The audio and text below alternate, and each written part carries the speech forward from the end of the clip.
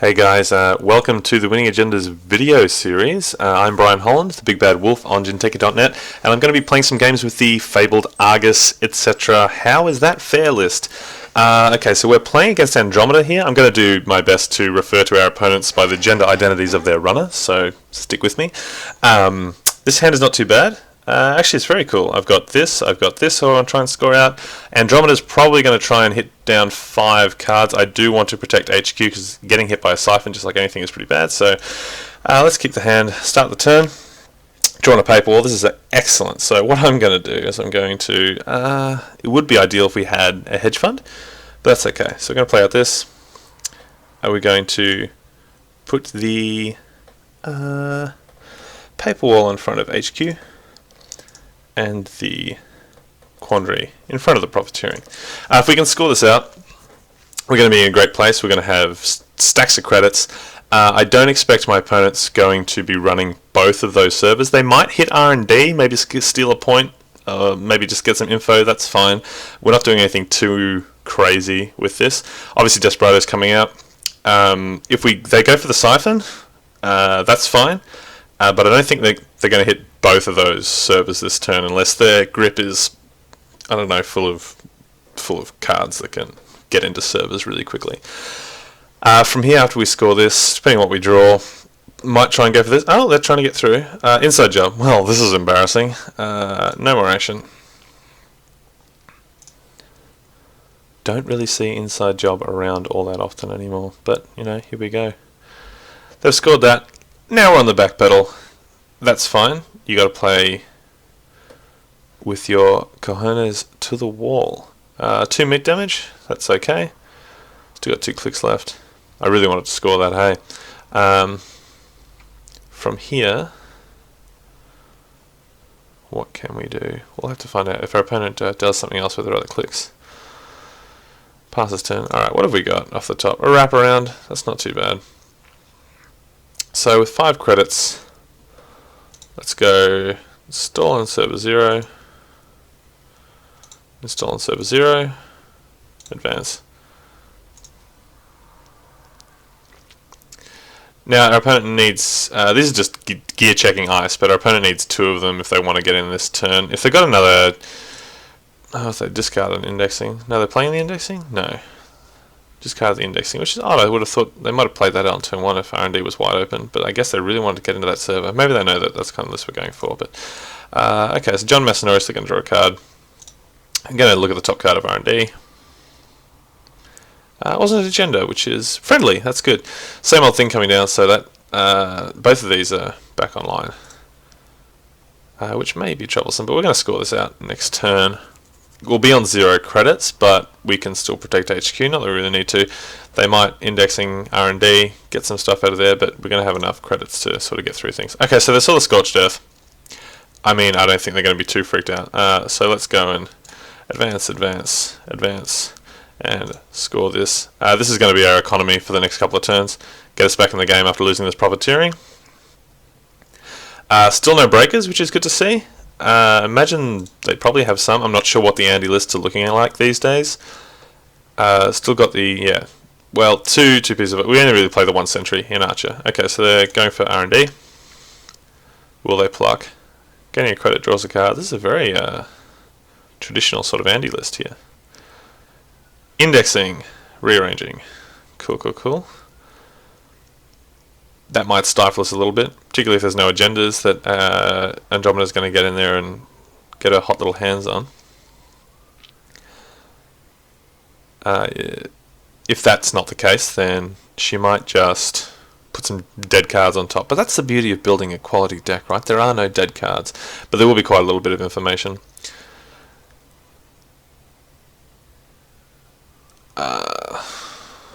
Taking their time here. I'm interested to see what's going on. This is an interesting splash. I haven't seen indexing in a criminal deck for quite a while. That said, you know, we're a bit different over here, this side of the pond, in Australia. So, okay, so they're moving the top. I assume this is automated on Ginteki. So they're moving the top. Okay. So all 5 are back in there. Now we get to find out if they're going to run again. Yep, they are. They're probably going to pluck an agenda. If it's a 2-pointer, that would suck. Access the card. Yeah, geothermal fracking. Okay, so 3 points down. This isn't great. Are they going again? Oh, they're still in there. No, they're deciding if they're going to take the damage or the tag. Taking the damage isn't too bad, but I don't think if our opponent is worth their salt, we're going to see him mid-seasons anytime soon. They kept a tag? Oh my golly gosh. Oh, they took the tag. Oh, they didn't keep it. Oh, it's alright. It's okay. Whew. The Man of Sorrows is, although Man of Sorrows is tanking a little bit here. And considering whether they're going to check the tag. They know we have one Scorched Earth, so they can't really risk me having started the game with one in hand. Like, I just kill them. I just use one of these to go up to 7. And Scorched. Ah, they're running R&D again. Okay, so they're not removing the tag. So obviously, I assume they know that I'm not going to draw one. So they're taking the false lead. Ugh. This isn't a great start. Oh, hello Mono. Welcome to the game as a spectator. This is going to be embarrassing. Alright, so I've drawn the false lead off the top. Going to try and gain them. What I'm going to do is I'm going to install the false lead in this server. Still no breakers over here. Still don't have ice. If I can score the false lead, it's also archer fodder as well as its sweet ability. And I'm going to install the snare naked out over here and just see if our opponent goes for it. So let's go server 0. New remote. Use one of these. They get the bad pub, but like I said in the intro video, we don't really care about that. Alright, so our opponent had 2 tags. If they just decide to go tag me, it might be... Oh no, they removed the tags. Lawyer Up? Is this even a card? As an additional cost to play this event, spend a click, remove up to 2 tags, and draw 3 cards. You, my friend, are a hero. Oh no, they've played into my snare game. Okay, so going to go there. Take the money from Bank Job on their last click. Yes, I'm going to pay for to use the snare ability.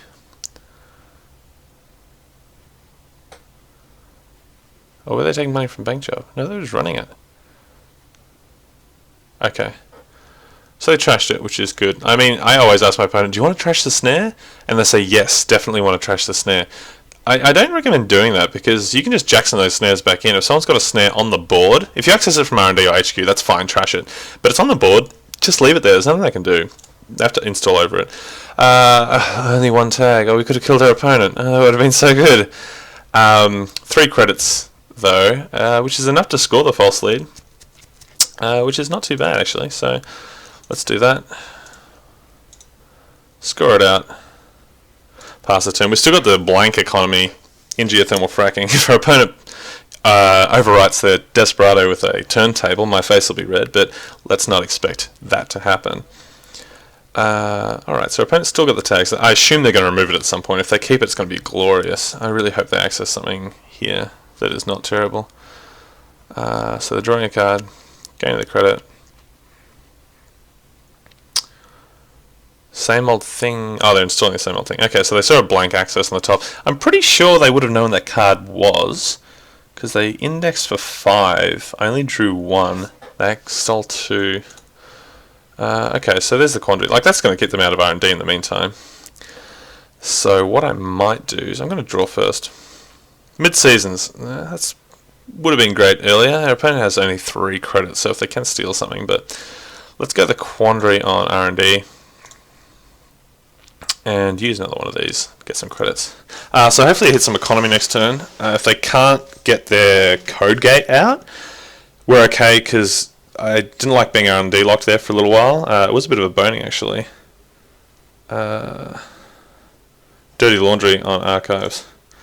Sure, that's going to make the credit deficit not as big as it just was. So if you do get an opportunity to mid-seasons them... What is this card? Breach. Okay, that's going to cost them a lot too. Oh, these are all central breakers. So I can just score out of this remote for days, can I? Okay, so we don't need to worry about the strength. That's going to cost a lot of money to break this marginal ice. Starting turn. Now I'm going to score this profiteering, and we're going to be laughing, I hope. With these breakers, our opponents still can't get through here. They can get in here, but they've got nothing in hand anyway. So let's go server 0. Do I want to draw a card first? Probably. Miramati. Okay, I'm going to server 0 this and gain a credit. End the turn. Alright, if we can score this if we can score this profiteering out, things are looking much better, because it makes the credit deficit so much insanely different. Our opponent is already on 4 points. They're going to try and get in here. They have an imp or anything. I don't have to res this. Look, it might cost them 2 credits to break my paper wall. Or is it a count siphon? Oh, this is awkward. I've got to start reading this stupid thing over here. It'll cost them 2 to get in, and I'll put me down to 6 if I res it, and they're going to steal 4, still 5, so I'm not going to res it.